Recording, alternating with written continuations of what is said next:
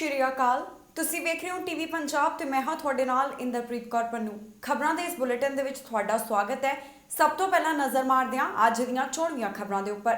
ਅੱਜ ਤੋਂ advance VOTING ਸ਼ੁਰੂ, ਜਾਣੋ ਕਿੱਥੇ ਪਾ ਸਕਦੇ ਹੋ ਵੋਟ। ਚੋਣਾਂ ਬਾਰੇ ਟਰੂਡੋ ਦਾ ਬਿਆਨ, ਕਿਹਾ ਮੈਨੂੰ ਨਹੀਂ ਕੋਈ ਪਛਤਾਵਾ। ਵਿਜ਼ਿਟਰ ਵੀਜ਼ਾ ਵਾਲਿਆਂ ਦੇ ਲਈ ਜ਼ਰੂਰੀ ਜਾਣਕਾਰੀ, ਹੁਣ ਦੁਬਾਰਾ ਜਮ੍ਹਾਂ ਕਰਾਉਣੀ ਹੋਵੇਗੀ ਅਰਜ਼ੀ। ਜਗਮੀਤ ਸਿੰਘ ਵੱਲੋਂ ਡਿਬੇਟ ਦੇ ਵਿੱਚ ਜਿੱਤ ਦਾ ਦਾਅਵਾ, ਸਿਆਸੀ ਮਾਹਰਾਂ ਦੀਆਂ ਟਿੱਪਣੀਆਂ ਕੀਤੀਆਂ ਸਾਂਝੀਆਂ।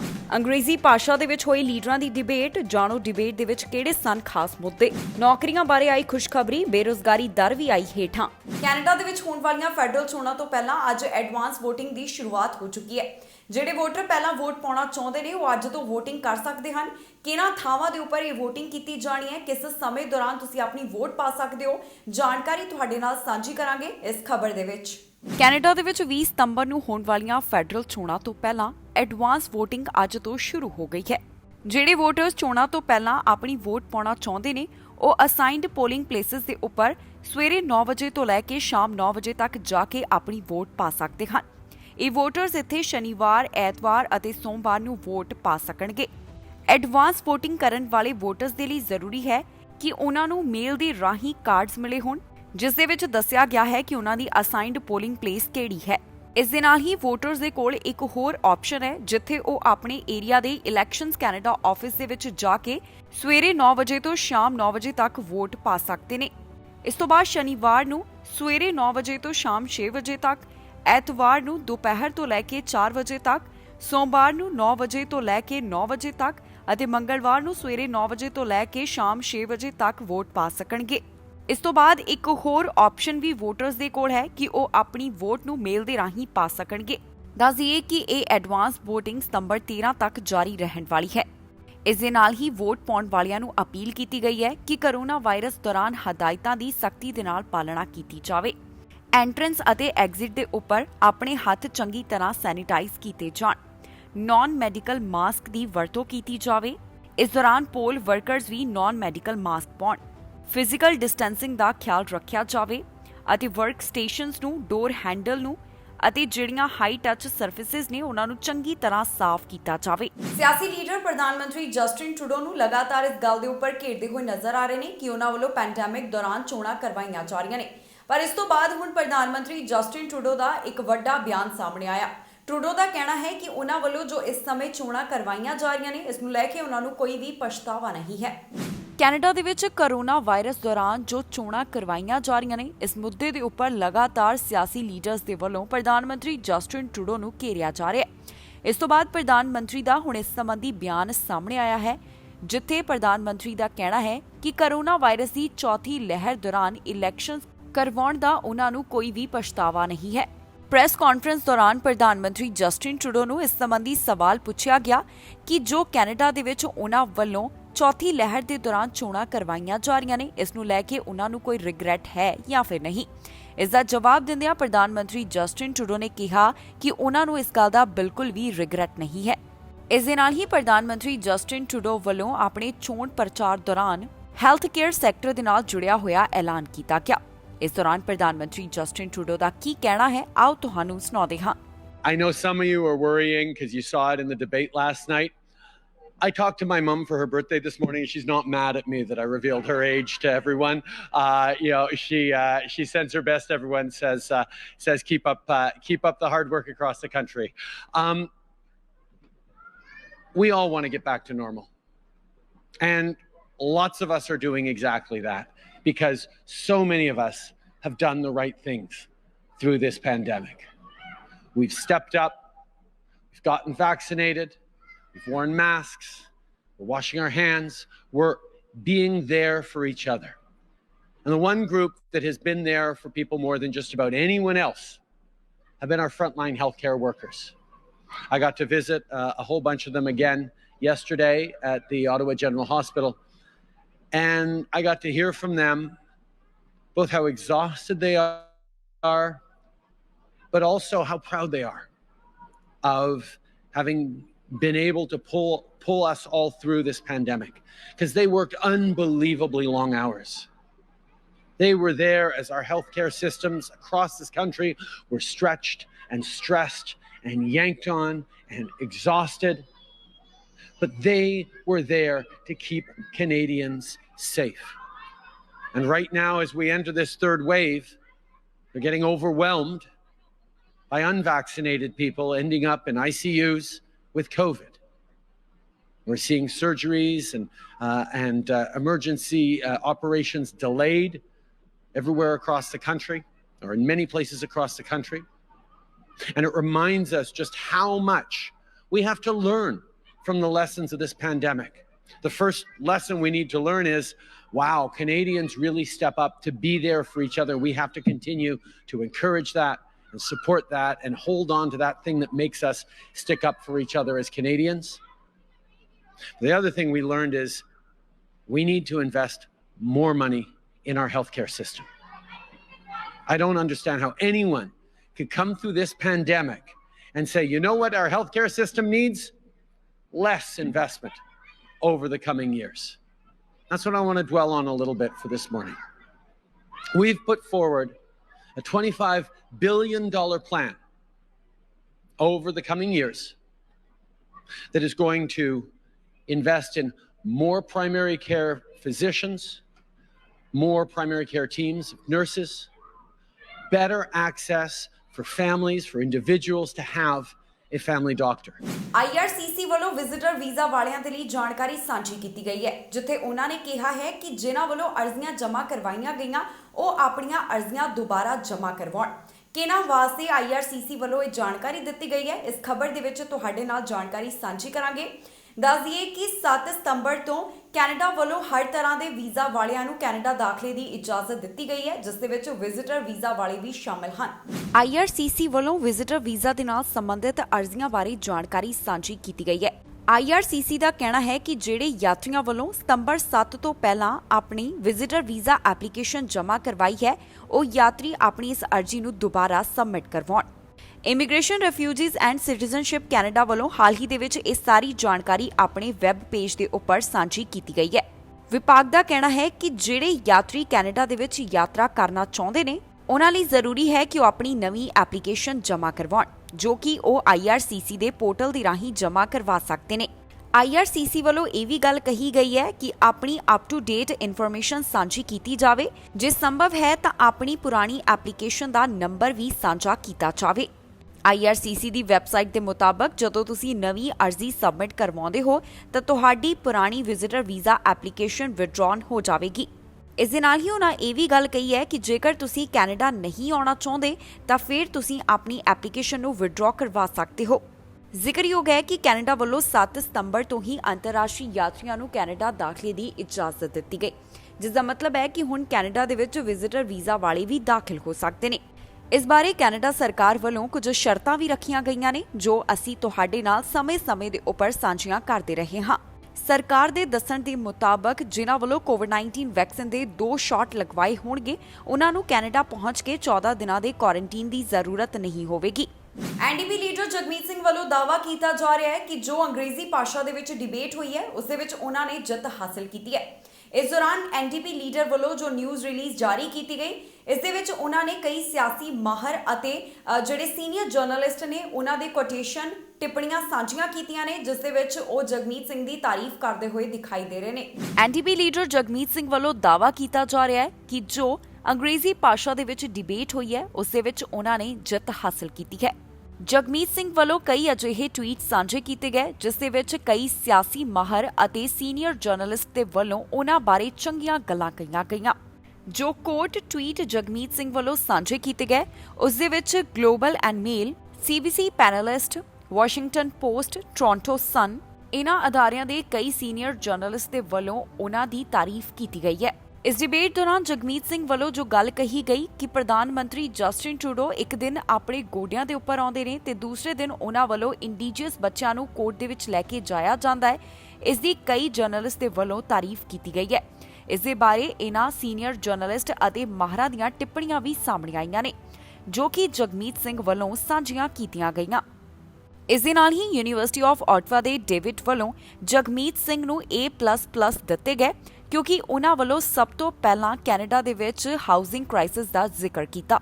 ਇੰਨਾ ਹੀ ਨਹੀਂ, ਵਾਸ਼ਿੰਗਟਨ ਪੋਸਟ ਦੇ ਡੇਵਿਡ ਵੱਲੋਂ ਇਹ ਵੀ ਕਿਹਾ ਗਿਆ ਹੈ ਕਿ ਜੇਕਰ ਤੁਸੀਂ ਪ੍ਰੋਗਰੈਸਿਵ ਵੋਟਰ ਹੋ ਤਾਂ ਤੁਸੀਂ ਜਗਮੀਤ ਸਿੰਘ ਨੂੰ ਵੋਟ ਪਾ ਸਕਦੇ ਹੋ।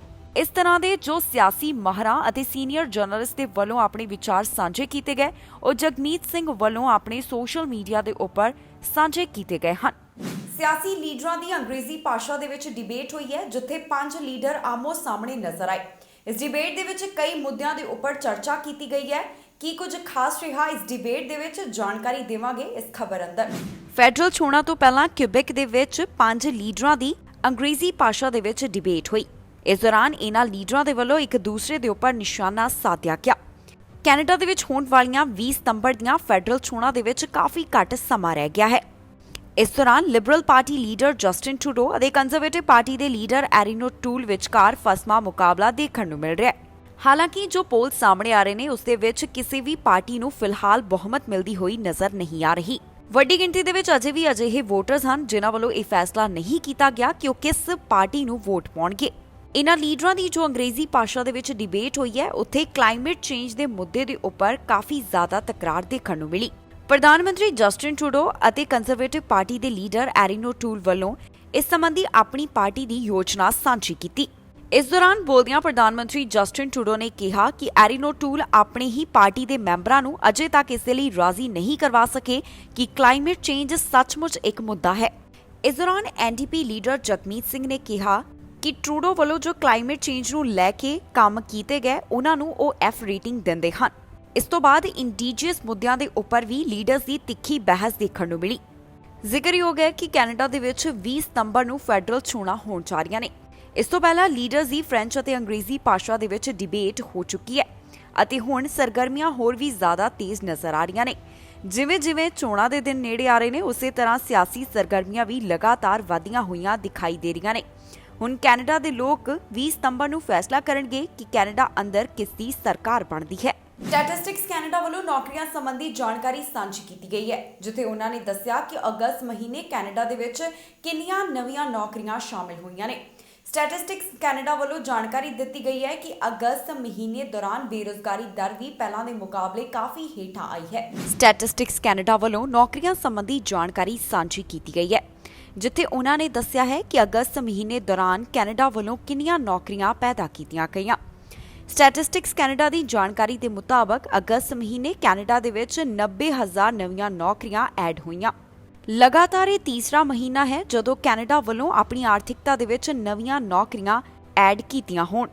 ਜੁਲਾਈ ਮਹੀਨੇ ਦੌਰਾਨ ਕੈਨੇਡਾ ਅੰਦਰ ਬੇਰੁਜ਼ਗਾਰੀ ਦਰ 7.5% ਸੀ, ਜਦਕਿ ਅਗਸਤ ਮਹੀਨੇ ਦੇ ਵਿੱਚ ਅਨਇੰਪਲੋਇਮੈਂਟ ਰੇਟ 7.1% ਰਿਕਾਰਡ ਕੀਤਾ ਗਿਆ।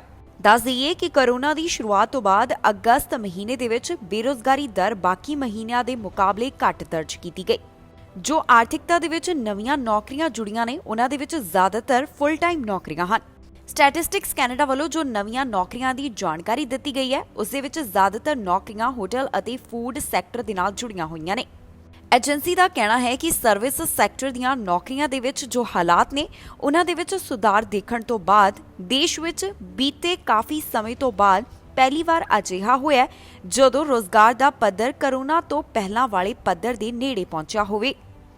ਦੱਸਣਯੋਗ ਹੈ ਕਿ ਨਵੇਂ ਅੰਕੜਿਆਂ ਮੁਤਾਬਕ ਕੋਵਿਡ ਤੋਂ ਪਹਿਲਾਂ ਫਰਵਰੀ 2020 ਦੇ ਮੁਕਾਬਲੇ ਕੈਨੇਡਾ ਦੇ ਵਿੱਚ ਅਜੇ ਵੀ 1,56,000 ਫੁੱਲ ਟਾਈਮ ਨੌਕਰੀਆਂ ਘੱਟ ਹਨ। ਸਿਆਸੀ ਲੀਡਰਾਂ ਦੀ ਅੰਗਰੇਜ਼ੀ ਅਤੇ ਫ੍ਰੈਂਚ ਭਾਸ਼ਾ ਦੇ ਵਿੱਚ ਡਿਬੇਟ ਹੋ ਚੁੱਕੀ ਹੈ। ਉਸ ਤੋਂ ਬਾਅਦ ਇੱਕ ਸਰਵੇ ਸਾਹਮਣੇ ਆਇਆ ਜਿੱਥੇ ਵੱਖ-ਵੱਖ ਸਿਆਸੀ ਪਾਰਟੀਆਂ ਦੀ ਕੀ ਸਥਿਤੀ ਬਣੀ ਹੋਈ ਹੈ, ਇਸ ਦੇ ਬਾਰੇ ਜਾਣਕਾਰੀ ਦਿੱਤੀ ਗਈ ਹੈ। ਸੋ ਜਾਣਕਾਰੀ ਤੁਹਾਡੇ ਨਾਲ ਸਾਂਝੀ ਕਰਾਂਗੇ ਕਿ ਮੌਜੂਦਾ ਸਮੇਂ ਕਿਸ ਪਾਰਟੀ ਨੂੰ ਕਿੰਨੀ ਸਪੋਰਟ ਮਿਲਦੀ ਹੋਈ ਦਿਖਾਈ ਦੇ ਰਹੀ ਹੈ।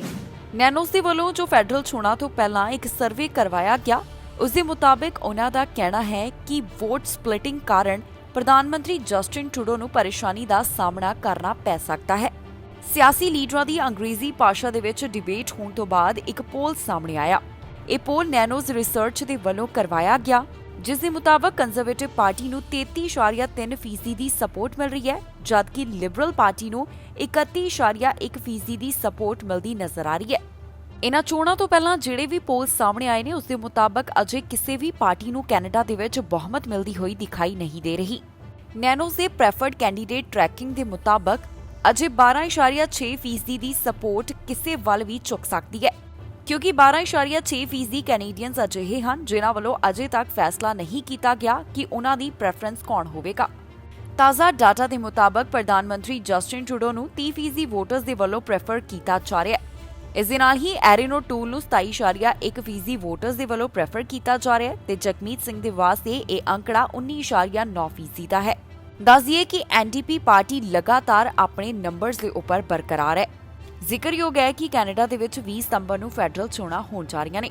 ਇਸ ਤੋਂ ਪਹਿਲਾਂ ਕਈ ਤਰ੍ਹਾਂ ਦੇ ਪੋਲ ਸਾਹਮਣੇ ਆ ਰਹੇ ਨੇ ਜਿਸ ਦੇ ਵਿੱਚ ਵੱਖ-ਵੱਖ ਪਾਰਟੀਆਂ ਦੀ ਸਥਿਤੀ ਦਿਖਾਈ ਜਾ ਰਹੀ ਹੈ। ਇੱਕ ਤਾਜ਼ਾ ਪੋਲ ਜੋ ਨੈਨੋਸ ਦਾ ਸਾਹਮਣੇ ਆਇਆ ਉਸ ਦੇ ਵਿੱਚ ਪਤਾ ਚੱਲਿਆ ਹੈ ਕਿ ਵੋਟ ਸਪਲਿਟਿੰਗ ਪ੍ਰਧਾਨ ਮੰਤਰੀ ਜਸਟਿਨ ਟਰੂਡੋ ਵਾਸਤੇ ਪ੍ਰੋਬਲਮ ਬਣਾ ਸਕਦੀ ਹੈ। ਸਰੀ ਤੋਂ ਵੈਕਸੀਨੇਸ਼ਨ ਦੇ ਨਾਲ ਜੁੜੀ ਹੋਈ ਚੰਗੀ ਖਬਰ ਸਾਹਮਣੇ ਆਈ ਹੈ, ਜਿੱਥੇ ਸਰੀ ਦੇ ਵਿੱਚ 80% ਤੋਂ ਵੱਧ ਆਬਾਦੀ ਫੁੱਲੀ ਵੈਕਸੀਨੇਟਡ ਹੈ। ਸਰੀ ਦੇ ਕਿਸ ਹਿੱਸੇ ਦੇ ਵਿੱਚ ਕਿੰਨੀ ਫੀਸਦੀ ਆਬਾਦੀ ਵੱਲੋਂ ਕੋਵਿਡ-19 ਵੈਕਸੀਨ ਦੇ 2 ਸ਼ਾਟ ਹਾਸਲ ਕੀਤੇ ਗਏ, ਜਾਣਕਾਰੀ ਦੇਵਾਂਗੇ ਇਸ ਖਬਰ ਦੇ ਵਿੱਚ। ਸਰੀ ਤੋਂ ਵੈਕਸੀਨੇਸ਼ਨ ਦੇ ਨਾਲ ਜੁੜੀ ਹੋਈ ਚੰਗੀ ਖਬਰ ਸਾਹਮਣੇ ਆਈ ਹੈ, ਜਿੱਥੇ ਸਰੀ ਦੇ ਵਿੱਚ 80.2% ਆਬਾਦੀ ਵੱਲੋਂ ਕੋਵਿਡ-19 ਵੈਕਸੀਨ ਦੇ ਦੋਨੋਂ ਡੋਜ਼ ਹਾਸਲ ਕੀਤੇ ਜਾ ਚੁੱਕੇ ਹਨ, ਜਿਸ ਦਾ ਮਤਲਬ ਹੈ ਕਿ ਸਰੀ ਦੇ ਵਿੱਚ 80% ਤੋਂ ਵੱਧ ਆਬਾਦੀ ਫੁੱਲੀ ਵੈਕਸੀਨੇਟਡ ਹੈ। ਵੈਕਸੀਨੇਸ਼ਨ ਦੇ ਨਾਲ ਜੁੜੀ ਹੋਈ ਇਹ ਸਾਰੀ ਜਾਣਕਾਰੀ British Columbia Centre for Disease Control ਦੇ ਰੀਜਨਲ ਸਰਵੇਲੈਂਸ ਡੈਸ਼ਬੋਰਡ ਤੋਂ ਸਾਹਮਣੇ ਆਈ ਹੈ। ਸਤੰਬਰ 6 ਤੱਕ ਦੀ ਜਾਣਕਾਰੀ ਦੇ ਮੁਤਾਬਕ ਜਿਨ੍ਹਾਂ ਦੀ ਉਮਰ 12 ਸਾਲ ਤੋਂ ਵੱਧ ਹੈ ਉਹਨਾਂ ਵਿੱਚੋਂ ਨਾਰਥ ਸਰੀ ਦੇ ਵਿੱਚ 76%, ਵੈਲੀ ਦੇ ਵਿੱਚ 79%, ਗਿਲਫੋਰਡ ਦੇ ਵਿੱਚ 78%, ਵੈਸਟ ਨਿਊਟਨ ਦੇ ਵਿੱਚ 81%, ਈਸਟ ਨਿਊਟਨ ਦੇ ਵਿੱਚ 81%, ਫਲੀਟਵੁੱਡ ਦੇ ਵਿੱਚ 83%, ਕਲੋਵਰਡੇਲ ਦੇ ਵਿੱਚ 80%, ਪੈਨੋਰਾਮਾ ਦੇ ਵਿੱਚ 83% ਅਤੇ ਸਾਊਥ ਸਰੀ ਦੇ ਵਿੱਚ 81% ਆਬਾਦੀ ਨੇ ਕੋਵਿਡ-19 ਵੈਕਸੀਨ ਦੇ ਦੋਨੋਂ ਡੋਜ਼ ਹਾਸਲ ਕਰ ਲਏ ਨੇ। ਸਰੀ ਦੇ ਵਿੱਚ 18 ਸਾਲ ਅਤੇ ਇਸ ਤੋਂ ਵੱਧ ਉਮਰ ਵਾਲੇ ਕਿੰਨੇ ਲੋਕਾਂ ਵੱਲੋਂ ਵੈਕਸੀਨ ਲਗਵਾਈ ਗਈ ਹੈ, ਇਸ ਬਾਰੇ ਵੀ ਜਾਣਕਾਰੀ ਸਾਹਮਣੇ ਆਈ ਹੈ। ਨਾਰਥ ਸਰੀ ਦੇ ਵਿੱਚ 76%, ਵੈਲੀ ਦੇ ਵਿੱਚ 80%, ਗਿਲਫੋਰਡ ਦੇ ਵਿੱਚ 78%, ਵੈਸਟ ਨਿਊਟਨ ਦੇ ਵਿੱਚ 82%, ਈਸਟ ਨਿਊਟਨ ਦੇ ਵਿੱਚ 82%, ਫਲੀਟਵੁੱਡ ਦੇ ਵਿੱਚ 83%, ਕਲੋਵਰਡੇਲ ਦੇ ਵਿੱਚ 81%, ਪੈਨੋਰਾਮਾ ਦੇ ਵਿੱਚ 84% ਅਤੇ ਸਾਊਥ ਸਰੀ ਦੇ ਵਿੱਚ 82% ਆਬਾਦੀ ਵੱਲੋਂ ਕੋਵਿਡ-19 ਵੈਕਸੀਨ ਦੀ 2 ਡੋਜ਼ ਲਗਵਾਈ ਗਈ।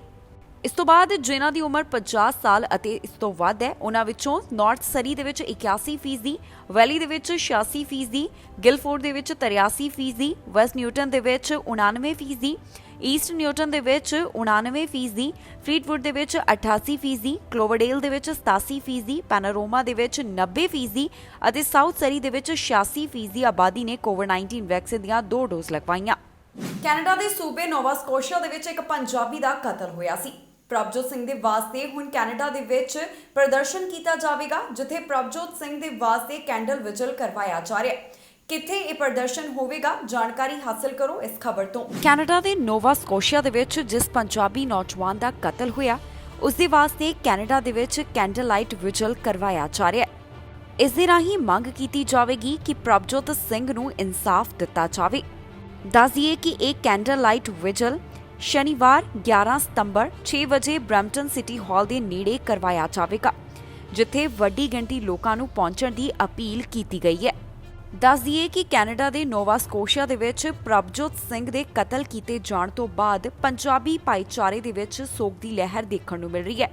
ਇਸ ਦੇ ਨਾਲ ਹੀ ਕੈਨੇਡਾ ਦੇ ਕਈ ਮੰਤਰੀ ਅਤੇ ਐਮਪੀ ਵੀ ਪ੍ਰਭਜੋਤ ਸਿੰਘ ਦੇ ਵਾਸਤੇ ਇਨਸਾਫ ਦੀ ਮੰਗ ਕਰਦੇ ਹੋਏ ਨਜ਼ਰ ਆ ਰਹੇ ਨੇ। ਇਸੇ ਦੇ ਚੱਲਦਿਆਂ ਕੈਨੇਡਾ ਦੇ ਵਿੱਚ ਵੀ ਪ੍ਰਭਜੋਤ ਸਿੰਘ ਦੇ ਲਈ ਹੁਣ ਕੈਂਡਲ ਲਾਈਟ ਵਿਜਲ ਕਰਵਾਇਆ ਜਾ ਰਿਹਾ ਹੈ, ਜੋ ਕਿ ਬਰੈਂਪਟਨ ਸਿਟੀ ਹਾਲ ਦੇ ਨੇੜੇ ਕਰਵਾਇਆ ਜਾਵੇਗਾ। ਇਸ ਦੇ ਨਾਲ ਸੰਬੰਧਿਤ ਜਾਣਕਾਰੀ ਲਗਾਤਾਰ ਸੋਸ਼ਲ ਮੀਡੀਆ ਦੇ ਉੱਪਰ ਵੀ ਸਾਂਝੀ ਕੀਤੀ ਜਾ ਰਹੀ ਹੈ। ਕਾਬੁਲ ਤੋਂ ਇੱਕ ਹੋਰ ਉਡਾਨ ਕੈਨੇਡਾ ਪਹੁੰਚ ਰਹੀ ਹੈ। ਫੋਰਨ ਅਫੇਅਰ ਮਿਨਿਸਟਰ ਵੱਲੋਂ ਇਸ ਬਾਰੇ ਜਾਣਕਾਰੀ ਸਾਂਝੀ ਕੀਤੀ ਗਈ ਹੈ। ਉਹਨਾਂ ਨੇ ਟਵਿੱਟਰ ਦੇ ਉੱਪਰ ਵੀ ਇਸ ਬਾਰੇ ਦੱਸਿਆ ਹੈ ਕਿ ਕਾਬੁਲ ਤੋਂ ਜਿਹੜੀ ਉਡਾਨ ਹੈ ਉਹ ਕੈਨੇਡਾ ਆ ਰਹੀ ਹੈ। ਕੈਨੇਡਾ ਦੇ ਫੋਰਨ ਅਫੇਅਰ ਮਿਨਿਸਟਰ ਵੱਲੋਂ ਜਾਣਕਾਰੀ ਦਿੱਤੀ ਗਈ ਹੈ ਕਿ ਅਫਗਾਨਿਸਤਾਨ ਤੋਂ ਕੈਨੇਡਾ ਇੱਕ ਹੋਰ ਉਡਾਨ ਆ ਰਹੀ ਹੈ। ਉਹਨਾਂ ਵੱਲੋਂ ਇਹ ਜਾਣਕਾਰੀ ਆਪਣੇ ਟਵਿੱਟਰ ਅਕਾਊਂਟ ਦੇ ਉੱਪਰ ਸਾਂਝੀ ਕੀਤੀ ਗਈ, ਜਿਸ ਦੇ ਵਿੱਚ ਉਹਨਾਂ ਨੇ ਦੱਸਿਆ ਕਿ ਜਿਹੜੇ ਲੋਕ ਅਫਗਾਨਿਸਤਾਨ ਛੱਡਣਾ ਚਾਹੁੰਦੇ ਸਨ ਉਹਨਾਂ ਨੂੰ ਲੈ ਕੇ ਕੈਨੇਡਾ ਇੱਕ ਹੋਰ ਉਡਾਨ ਪਹੁੰਚ ਰਹੀ ਹੈ। ਟਵਿੱਟਰ ਦੇ ਮਾਧਿਅਮ ਦੇ ਰਾਹੀਂ ਫੋਰਨ ਅਫੇਅਰ ਮਿਨਿਸਟਰ ਦਾ ਕਹਿਣਾ ਹੈ ਕਿ 10 ਕੈਨੇਡੀਅਨ ਸਿਟੀਜ਼ਨਸ ਇਸ ਫਲਾਈਟ ਦੇ ਵਿੱਚ ਹਨ, ਜੋ ਕਿ ਆਉਣ ਵਾਲੇ ਦਿਨਾਂ ਦੌਰਾਨ ਕੈਨੇਡਾ ਪਹੁੰਚ ਜਾਵੇਗੀ। ਇਸ ਤੋਂ ਪਹਿਲਾਂ ਮੰਤਰੀ ਵੱਲੋਂ ਵੀਰਵਾਰ ਨੂੰ ਇਹ ਜਾਣਕਾਰੀ ਦਿੱਤੀ ਗਈ ਸੀ ਕਿ 43 ਕੈਨੇਡੀਅਨਸ ਕੈਨੇਡਾ ਦੇ ਵਿੱਚ ਆਉਣ ਵਾਲੇ ਸਮੇਂ ਦੌਰਾਨ ਪਹੁੰਚ ਜਾਣਗੇ। ਉਹਨਾਂ ਦੱਸਿਆ ਕਿ ਕੈਨੇਡਾ ਵੱਲੋਂ ਕਤਰ ਦੇ ਨਾਲ ਇਸ ਸੰਬੰਧੀ ਲਗਾਤਾਰ ਕੰਮ ਕੀਤਾ ਜਾ ਰਿਹਾ ਹੈ ਤਾਂ ਕਿ ਜਿਹੜੇ ਕੈਨੇਡੀਅਨ ਸਿਟੀਜ਼ਨਸ ਅਫਗਾਨਿਸਤਾਨ ਦੇ ਵਿੱਚ ਨੇ ਉਹਨਾਂ ਨੂੰ ਬਾਹਰ ਕੱਢਿਆ ਜਾ ਸਕੇ। ਇਸ ਦੇ ਨਾਲ ਹੀ ਸੂਤਰਾਂ ਦੇ ਹਵਾਲੇ ਤੋਂ ਇਹ ਵੀ ਜਾਣਕਾਰੀ ਸਾਹਮਣੇ ਆ ਰਹੀ ਹੈ ਜਿੱਥੇ ਅੰਦਾਜ਼ੇ ਦੇ ਮੁਤਾਬਕ ਦੱਸਿਆ ਗਿਆ ਕਿ 1290 ਕੈਨੇਡੀਅਨ ਸਿਟੀਜ਼ਨਜ਼ PR ਅਤੇ ਉਹਨਾਂ ਦੇ ਪਰਿਵਾਰਕ ਮੈਂਬਰ ਅਜੇ ਵੀ ਅਫਗਾਨਿਸਤਾਨ ਦੇ ਵਿੱਚ ਹਨ। ਜਾਣਕਾਰੀ ਲਈ ਦੱਸ ਦਈਏ ਕਿ ਕੈਨੇਡਾ ਵੱਲੋਂ ਹੁਣ ਤੱਕ ਅਫਗਾਨਿਸਤਾਨ ਤੋਂ 3700 ਦੇ ਕਰੀਬ ਲੋਕਾਂ ਨੂੰ ਇਵੈਕੂਏਟ ਕੀਤਾ ਜਾ ਚੁੱਕਿਆ ਹੈ। ਬ੍ਰਿਟਿਸ਼ ਕੋਲੰਬੀਆ ਵੱਲੋਂ ਇੱਕ ਐਪ ਜਾਰੀ ਕੀਤੀ ਜਾ ਰਹੀ ਹੈ ਜਿਸ ਦੇ ਨਾਲ ਵੈਕਸੀਨ ਪਾਸਪੋਰਟ ਨੂੰ ਰੀਡ ਕੀਤਾ ਜਾਵੇਗਾ। ਸਿਹਤ ਮੰਤਰੀ ਵੱਲੋਂ ਇਸ ਸੰਬੰਧੀ ਜਾਣਕਾਰੀ ਸਾਂਝੀ ਕੀਤੀ ਗਈ ਹੈ, ਜਿੱਥੇ ਉਹਨਾਂ ਦਾ ਕਹਿਣਾ ਹੈ ਕਿ ਗੂਗਲ ਪਲੇ ਦੇ ਉੱਪਰ ਜਲਦ ਹੀ ਇਹ ਐਪ ਉਪਲਬਧ ਹੋਵੇਗੀ ਅਤੇ ਨਾਲ ਹੀ ਉਹਨਾਂ ਵੱਲੋਂ ਇਸ ਬਾਰੇ ਹੋਰ ਵੀ ਜਾਣਕਾਰੀ ਸਾਂਝੀ ਕੀਤੀ ਗਈ ਹੈ। ਬ੍ਰਿਟਿਸ਼ ਕੋਲੰਬੀਆ ਵੱਲੋਂ ਇੱਕ ਸਮਾਰਟਫੋਨ ਐਪ ਨੂੰ ਜਾਰੀ ਕੀਤਾ ਗਿਆ ਹੈ ਜਿਸ ਦੇ ਨਾਲ ਕੋਵਿਡ-19 ਵੈਕਸੀਨ ਕਾਰਡ ਨੂੰ ਰੀਡ ਕੀਤਾ ਜਾਵੇਗਾ। ਬ੍ਰਿਟਿਸ਼ ਕੋਲੰਬੀਆ ਵੱਲੋਂ ਜੋ ਐਪ ਜਾਰੀ ਕੀਤੀ ਗਈ ਹੈ ਉਹ ਐਪਲ ਐਪ ਸਟੋਰ ਅਤੇ ਗੂਗਲ ਪਲੇ ਦੇ ਉੱਪਰ ਉਪਲਬਧ ਹੋਵੇਗੀ। ਇਸ ਬਾਰੇ ਹੈਲਥ ਮਿਨਿਸਟਰ ਵੱਲੋਂ ਜਾਣਕਾਰੀ ਦਿੱਤੀ ਗਈ ਹੈ ਕਿ ਆਉਣ ਵਾਲੇ ਕੁਝ ਦਿਨਾਂ ਦੌਰਾਨ ਹੀ ਇਸ ਨੂੰ ਇਹਨਾਂ ਸਟੋਰਸ ਦੇ ਉੱਪਰ ਜਾਰੀ ਕਰ ਦਿੱਤਾ ਜਾਵੇਗਾ।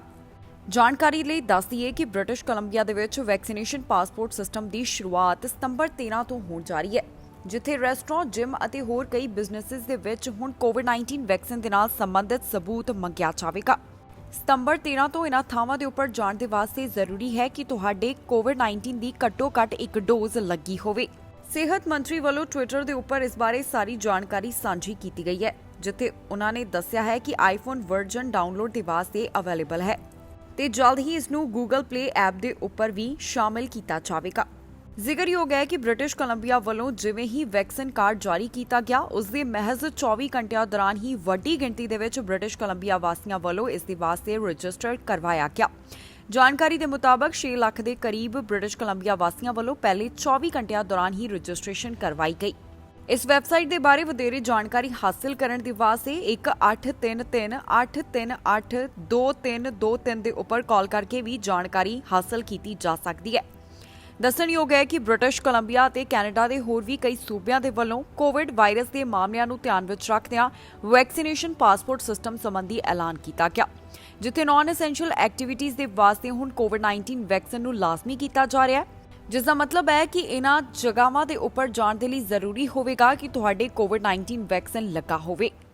ਅਲਬਰਟਾ ਦੇ ਵਿੱਚ ਜੋ ਕਰੋਨਾ ਵਾਇਰਸ ਦੇ ਹਾਲਾਤ ਬਣੇ ਹੋਏ ਨੇ, ਇਸ ਨੂੰ ਲੈ ਕੇ ਲਗਾਤਾਰ ਮਾਹਰ ਅਤੇ ਡਾਕਟਰ ਆਪਣੇ ਵਿਚਾਰਾਂ ਦੀ ਸਾਂਝ ਪਾਉਂਦੇ ਹੋਏ ਦਿਖਾਈ ਦੇ ਰਹੇ ਨੇ।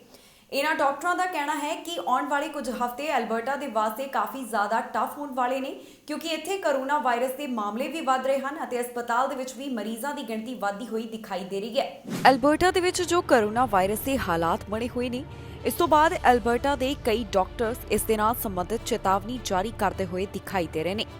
ਪ੍ਰੋਵਿੰਸ ਦੇ ਵਿੱਚ ਇਸ ਸਮੇਂ ਹਸਪਤਾਲ ਅੰਦਰ 679 ਮਰੀਜ਼ਾਂ ਦਾ ਇਲਾਜ ਚੱਲ ਰਿਹਾ ਹੈ, ਜੋ ਕਿ ਪਹਿਲਾਂ ਦੇ ਮੁਕਾਬਲੇ ਵੱਧ ਗਿਣਤੀ ਦਰਜ ਕੀਤੀ ਗਈ ਹੈ। 24 ਘੰਟਿਆਂ ਦੌਰਾਨ ਅਲਬਰਟਾ ਦੇ ਵਿੱਚ 9 ਜਣਿਆਂ ਦੀ ਕਰੋਨਾ ਵਾਇਰਸ ਦੇ ਕਾਰਨ ਮੌਤ ਹੋ ਗਈ ਹੈ। ਪ੍ਰੋਵਿੰਸ ਵੱਲੋਂ ਜਾਣਕਾਰੀ ਦਿੱਤੀ ਗਈ ਹੈ ਕਿ ਅਲਬਰਟਾ ਦੇ ਵਿੱਚ ਜਿਨ੍ਹਾਂ ਦੀ ਕਰੋਨਾ ਵਾਇਰਸ ਦੇ ਕਾਰਨ ਮੌਤ ਹੋਈ, ਉਹਨਾਂ ਵਿੱਚੋਂ 84% ਅਜਿਹੇ ਸਨ ਜਿਨ੍ਹਾਂ ਵੱਲੋਂ ਕੋਵਿਡ-19 ਵੈਕਸੀਨ ਦੇ 2 ਡੋਜ਼ ਹਾਸਲ ਨਹੀਂ ਕੀਤੇ ਗਏ। ਇਸ ਤੋਂ ਬਾਅਦ ਇਨਫੈਕਸ਼ੀਅਸ ਡਿਜ਼ੀਜ਼ ਸਪੈਸ਼ਲਿਸਟ ਵੱਲੋਂ ਜਾਣਕਾਰੀ ਦਿੱਤੀ ਗਈ ਹੈ ਕਿ ਅਲਬਰਟਾ ਦੇ ਵਿੱਚ ਅਗਲੇ 2 ਜਾਂ ਫਿਰ 3 ਹਫ਼ਤੇ ਕਾਫੀ ਜ਼ਿਆਦਾ ਟਫ ਰਹਿਣ ਵਾਲੇ ਨੇ। ਇਸ ਦੌਰਾਨ ਹਸਪਤਾਲ ਦੇ ਵਿੱਚ ਮਰੀਜ਼ਾਂ ਦੀ ਗਿਣਤੀ ਵੱਧ ਸਕਦੀ ਹੈ। ਇਸ ਸਭ ਤੋਂ ਬਾਅਦ ਅਲਬਰਟਾ ਦੀ ਚੀਫ ਮੈਡੀਕਲ ਆਫੀਸਰ ਵੱਲੋਂ ਪ੍ਰੈਸ ਕਾਨਫਰੰਸ ਦੇ ਵਿੱਚ ਇੱਕ ਖਾਸ ਜਾਣਕਾਰੀ ਸਾਂਝੀ ਕੀਤੀ ਗਈ ਹੈ, ਜਿੱਥੇ ਉਹਨਾਂ ਵੱਲੋਂ ਪੈਂਡੈਮਿਕ ਆਫ ਅਨਵੈਕਸੀਨੇਟਡ ਦੀ ਗੱਲ ਕੀਤੀ ਗਈ। ਦੱਸਣਯੋਗ ਹੈ ਕਿ ਅਲਬਰਟਾ ਦੇ ਵਿੱਚ ਵੀ ਕੋਵਿਡ-19 ਵੈਕਸੀਨ ਪਾਸਪੋਰਟ ਦੀ ਮੰਗ ਕੀਤੀ ਜਾ ਰਹੀ ਹੈ। ਲਗਾਤਾਰ ਇਹ ਕਿਹਾ ਜਾ ਰਿਹਾ ਹੈ ਕਿ ਪ੍ਰੋਵਿੰਸ ਦੇ ਵਿੱਚ ਵੀ ਵੈਕਸੀਨੇਸ਼ਨ ਪਾਸਪੋਰਟ ਸਿਸਟਮ ਨੂੰ ਲਾਗੂ ਕੀਤਾ ਜਾਵੇ, ਕਿਉਂਕਿ ਇੱਥੇ ਕਰੋਨਾ ਵਾਇਰਸ ਦੇ ਹਾਲਾਤ ਵਿਗੜਦੇ ਜਾ ਰਹੇ ਨੇ। ਡਾਕਟਰਸ ਦੇ ਵੱਲੋਂ ਵੀ ਸਲਾਹ ਦਿੱਤੀ ਗਈ ਸੀ ਕਿ ਲੋਟਰੀ ਜਾਂ ਫਿਰ $100 ਦੇ ਇਨਾਮ ਦੀ ਬਜਾਏ ਸੂਬੇ ਦੇ ਵਿੱਚ ਸਖਤ ਕਦਮ ਚੁੱਕੇ ਜਾਣੇ ਚਾਹੀਦੇ ਨੇ, ਜਿਸ ਦਾ ਮਤਲਬ ਹੈ ਕਿ ਸੂਬੇ ਦੇ ਵਿੱਚ ਵੈਕਸੀਨ ਪ੍ਰੂਫ ਸੰਬੰਧੀ ਕੋਈ ਐਲਾਨ ਕੀਤਾ ਜਾਣਾ ਚਾਹੀਦਾ ਹੈ। ਇਸ ਖਬਰ ਦੇ ਵਿੱਚ ਜਾਣਕਾਰੀ ਤੁਹਾਡੇ ਨਾਲ ਸਾਂਝੀ ਕਰਾਂਗੇ ਕਿ ਕੈਨੇਡਾ ਦੇ ਕਿਸ ਹਿੱਸੇ ਤੋਂ ਕਿੰਨੇ ਕਰੋਨਾ ਵਾਇਰਸ ਦੇ ਮਾਮਲੇ ਸਾਹਮਣੇ ਆਏ, ਕੈਨੇਡਾ ਦੇ ਵਿੱਚ ਕੀ ਕਰੋਨਾ ਵਾਇਰਸ ਦੇ ਹਾਲਾਤ ਬਣੇ ਹੋਏ ਨੇ। ਸਾਰੀ ਅਪਡੇਟ ਤੁਹਾਡੇ ਨਾਲ ਇਸ ਖਬਰ ਦੇ ਵਿੱਚ ਸਾਂਝੀ ਕਰਾਂਗੇ। ontario ਤੋਂ 24 ਘੰਟਿਆਂ ਦੌਰਾਨ 848 ਕਰੋਨਾ ਵਾਇਰਸ ਦੇ ਮਾਮਲੇ ਸਾਹਮਣੇ ਆਏ। ਹੁਣ ਤੱਕ ਇਸ ਸੂਬੇ ਦੇ ਵਿੱਚ 5,72,978 ਦੇ ਕਰੀਬ ਕੁੱਲ ਕਰੋਨਾ ਦੇ ਮਾਮਲੇ ਸਾਹਮਣੇ ਆ ਚੁੱਕੇ ਹਨ। 24 ਘੰਟਿਆਂ ਦੌਰਾਨ ਜੋ ਕੇਸਿਸ ਸਾਹਮਣੇ ਆਏ, ਉਹਨਾਂ ਦੇ ਵਿੱਚ 534 ਅਨਵੈਕਸੀਨੇਟਡ, 76 ਪਾਰਸ਼ਲੀ ਵੈਕਸੀਨੇਟਡ ਅਤੇ 199 ਫੁੱਲੀ ਵੈਕਸੀਨੇਟਡ ਲੋਕ ਸ਼ਾਮਲ ਹਨ।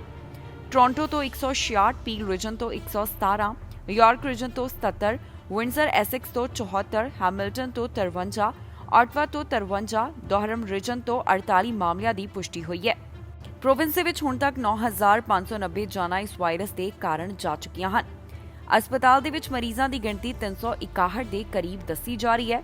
ਇਸ ਪ੍ਰੋਵਿੰਸ ਦੇ ਵਿੱਚ 77.7% ਦੀ ਆਬਾਦੀ ਵੱਲੋਂ ਕੋਵਿਡ-19 ਵੈਕਸੀਨ ਦੀਆਂ 2 ਡੋਜ਼ ਅਤੇ 84.1% ਦੀ ਆਬਾਦੀ ਵੱਲੋਂ ਕੋਵਿਡ-19 ਵੈਕਸੀਨ ਦੀ 1 ਡੋਜ਼ ਹਾਸਲ ਕੀਤੀ ਜਾ ਚੁੱਕੀ ਹੈ। ਕਿਊਬੈਕ ਤੋਂ 24 ਘੰਟਿਆਂ ਦੌਰਾਨ 879 ਕੋਰੋਨਾ ਦੇ ਨਵੇਂ ਮਾਮਲੇ ਸਾਹਮਣੇ ਆਏ। ਇਸ ਦੇ ਨਾਲ ਹੀ 4 ਮੌਤਾਂ ਇਸ ਵਾਇਰਸ ਦੇ ਕਾਰਨ ਇਹਨਾਂ 24 ਘੰਟਿਆਂ ਦੌਰਾਨ ਹੋਈਆਂ। ਹੁਣ ਤੱਕ ਸੂਬੇ ਦੇ ਵਿੱਚ 3,96,034 ਦੇ ਕਰੀਬ ਕੁੱਲ ਕੋਰੋਨਾ ਦੇ ਮਾਮਲੇ ਸਾਹਮਣੇ ਆ ਚੁੱਕੇ ਨੇ। 11,301 ਜਾਨਾਂ ਇਸ ਵਾਇਰਸ ਦੇ ਕਾਰਨ ਜਾ ਚੁੱਕੀਆਂ ਨੇ। ਹਸਪਤਾਲ ਦੇ ਵਿੱਚ 207 ਮਰੀਜ਼ਾਂ ਦੀ ਗਿਣਤੀ ਹੈ, ਜਿਨ੍ਹਾਂ ਵਿੱਚੋਂ 72 ਇੰਟੈਂਸਿਵ ਕੇਅਰ ਅਧੀਨ ਹਨ।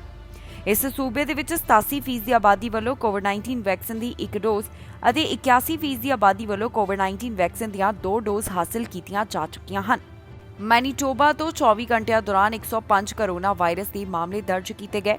ਪ੍ਰੋਵਿੰਸ ਦਾ ਕਹਿਣਾ ਹੈ ਕਿ ਜ਼ਿਆਦਾਤਰ ਕੇਸਿਸ ਉਹਨਾਂ ਦੇ ਵਿੱਚ ਸਾਹਮਣੇ ਆ ਰਹੇ ਨੇ ਜਿਹੜੇ ਅਜੇ ਫੁੱਲੀ ਵੈਕਸੀਨੇਟਡ ਨਹੀਂ ਹਨ। ਕੈਨੇਡਾ ਵਿੱਚ ਹੁਣ ਤੱਕ 1.5 ਮਿਲੀਅਨ ਤੋਂ ਵੱਧ ਕੁੱਲ ਕੋਰੋਨਾ ਦੇ ਮਾਮਲੇ ਸਾਹਮਣੇ ਆ ਚੁੱਕੇ ਹਨ। 27,149 ਦੇ ਕਰੀਬ ਜਾਨਾਂ ਇਸ ਵਾਇਰਸ ਦੇ ਕਾਰਨ ਚਲੀਆਂ ਗਈਆਂ।